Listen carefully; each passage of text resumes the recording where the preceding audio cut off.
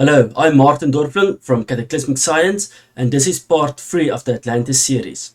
In this episode, I'm going to investigate why there is such a conflict in academic discussions in the concept of Atlantis and other advanced ancient civilization topics. The big question is why and where does the different viewpoints come from? I'm going to start with reading some Wikipedia quotes explaining some subject definitions. Paleontology is the scientific study of life that existed prior to the start of the Holocene epoch, roughly 11,700 years ago before present. A Wikipedia quote. Anthropology is the scientific study of humanity concerned with human behavior, human biology, culture, societies, linguistics, in both the present and past, including archaic humans. Archaic humans is a broad category denoting all species of the genus Homo that are not Homo sapiens, modern humans, which are sometimes also called Homo sapiens sapiens, in which case the singular use of sapiens has been applied to some archaic humans as well. Anatomically, modern humans appear around 300,000 years ago in Africa.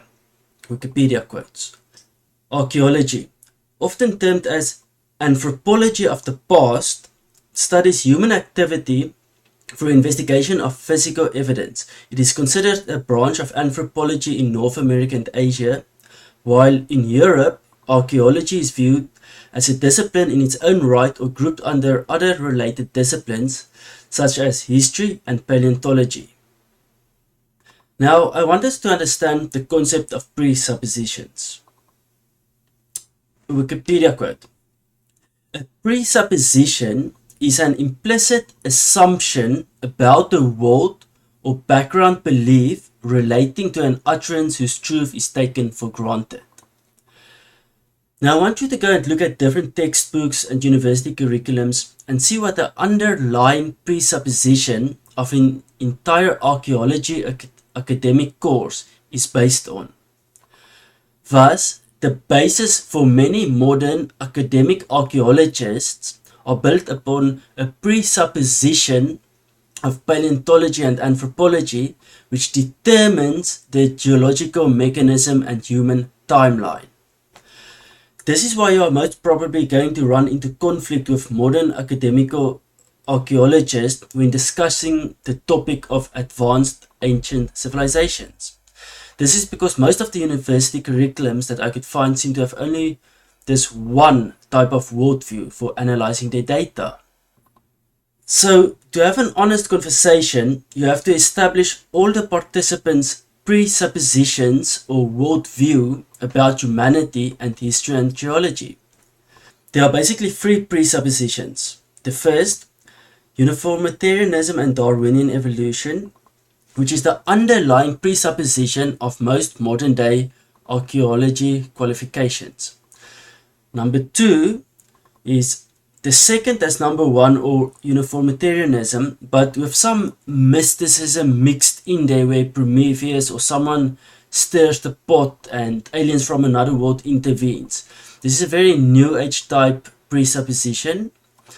And then number three is intelligent design, meaning God created Earth and we live in a type of electric universe or hologram, and we have more higher dimensions around us through which angels and demons intervene, causing supernatural events.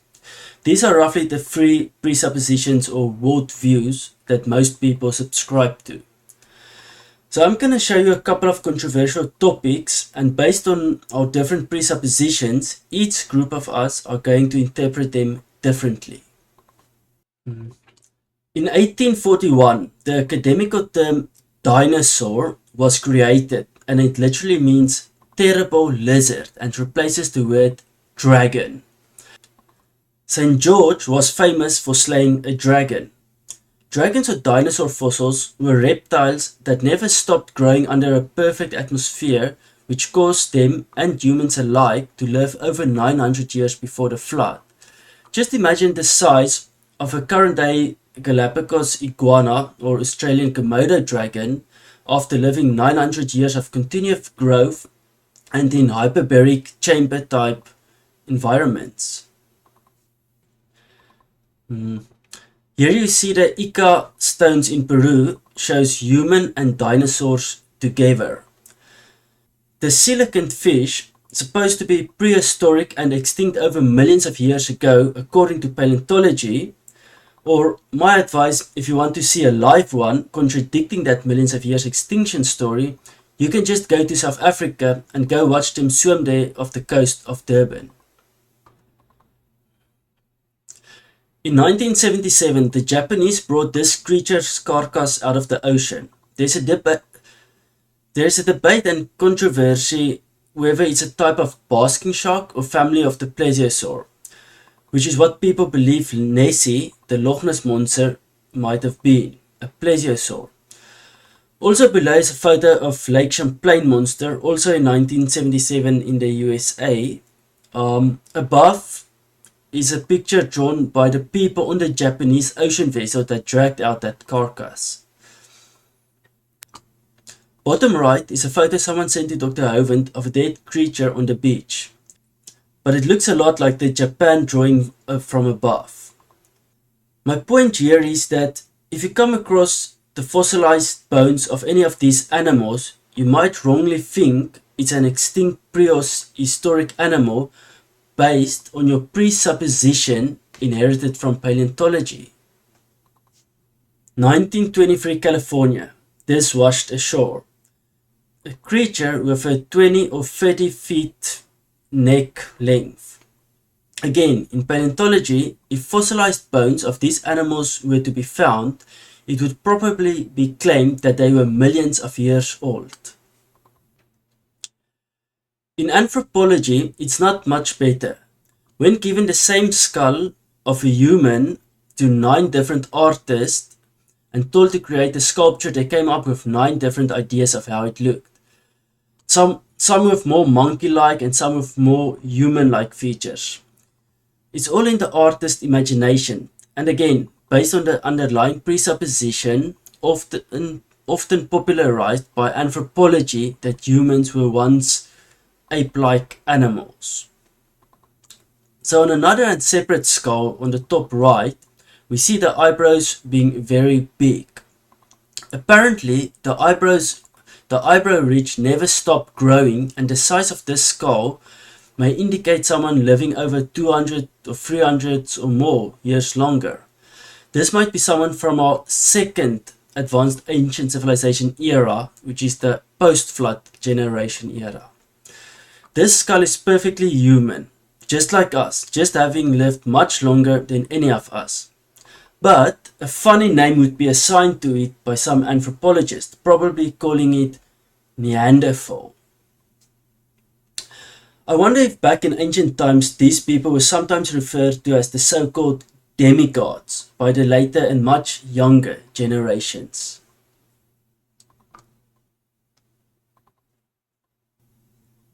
The book above by Marvin Lebanov clears up a lot of the common so-called caveman misconceptions. And just to mention, but not going to discuss this here, we can do another video on that sometime. Carbon dating and ice core dating, that stuff doesn't work. There are serious flaws in those concepts. Okay, anthropology has been searching for a missing link between monkeys and humans that didn't exist in the first place, and thereby just causing confusion in interpreting our actual human history. Based on my presupposition, historical humans were always intelligent and not bombastic ape-like animals. Do you guys get a sense of the conflict in worldview between different fields of study and analyzing their data on different presuppositions? Many archaeologists will interpret their historical timelines different based on their education platform, invoking the presuppositions of their view of dragons and dinosaurs and their taxonomic classification of human remains. So Solon records the original Atlantis story. Hecataeus, he arguments about the Egyptian timeline. He says he can trace his genealogy back 16 generations to his divine ancestors. These will probably be post-flood survivors and the first few generation kids, in my opinion. An Egyptian priest argues with him and shows an Egyptian wall with 341 people on it. Now, Herodotus, he's also shown the wall with 341 so-called generations on it. And the Egyptian priests tell him that it stretches 15,000 years back. Herodotus on the sideline mentions that if it's 3 generations per 100 years, and then that wall should be representing 11,340 years, but then also continue to point out that one of the demigods on the timeline's beginning, stating that demigod is recorded by the Greeks to actually be only 1,600 years ago, meaning the timeline on that wall only represents just over 1,600 years earlier, which, by the way, in my timeline places it in the proposed and Atlantean time as a third era ancient civilization. On my timeline during the life of Heber, which have a 600-year lifespan. He's Peleg's father.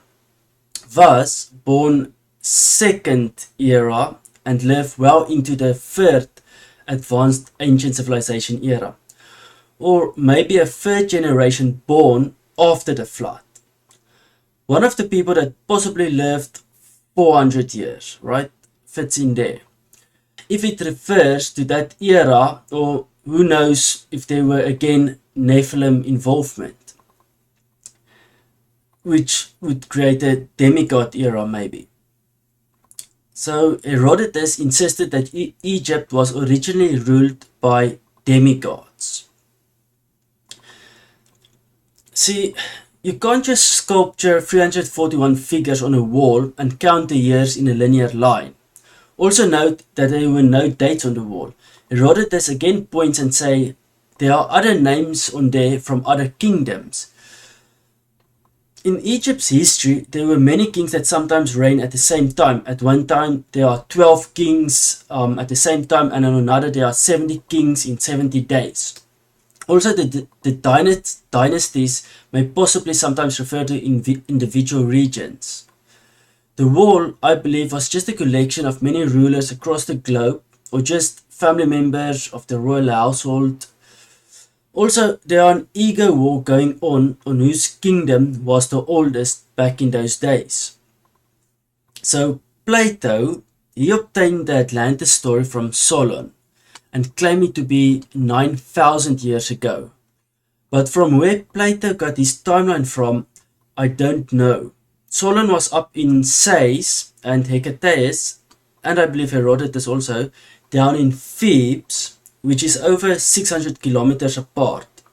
I personally don't place much reliance on the 9,000 year number, and it seems like those numbers were flung a bit wildly during that era, and we have a clear contradiction by ancient Greek historians pointing it out. Then there is Manetho, author of History of Egypt, who created a list of dynasties. But there, as I previously mentioned, there's continuity in geographical eras. Diodorus. So he wrote that the Athenians built Sais before a deluge, meaning a flood event. All Greek cities were destroyed during that cataclysm, including Athens, but Sais and the other Egyptian cities survived, and some reportedly being ruled by gods and heroes for a time. But again, he takes the 18,000 year view.